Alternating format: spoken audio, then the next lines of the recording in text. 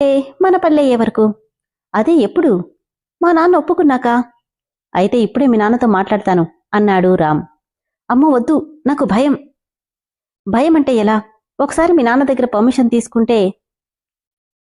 ఇదిగో ఇలా ఎవడో చూస్తాడని ఇలా చున్నీ మీదేసుకుని మాట్లాడే బాధ తప్పుతుందిగా మను అని రామ్ అంటే, నీకేం మగాడివి బానే చెప్తావు. ఆడపిల్లలకి ఇంట్లో అంత ఫ్రీడమ్ ఉండదు. ఇప్పుడు నువ్వొచ్చి మా నాన్నతో మాట్లాడితే, అమ్మో ఇంకేమైనా ఉందా? అసలే మా నాన్న చండశాసనుడు. తొక్కేం కాదు, మీ నాన్న చండశాసనుడైతే నేను నరసింహుణ్ణి. మీ నాన్నని చీల్చి చెండాడుతా అనగానే కోపంగా, మా నాన్న నిన్నేం చేశాడు రామ్? ఏం చేశాడా? నిన్ను సరిగ్గా పెంచలేదు. ఏంటి? నన్ను సరిగా పెంచలేదా? అవును. ఈ కాలంలో అమ్మాయిలు ఎలా ఉన్నారు? సినిమాలు షికార్లు బాయ్ ఫ్రెండ్స్ అంటూ తిరుగుతుంటే నువ్వేమో పాత చింతకాయ పచ్చడ్లా నాన్న ఇల్లు కాలేజ్. హౌబ్బా, ఇంత దారుణంగా పెంచిన ఆయన్ని ఇంకేమనాలి?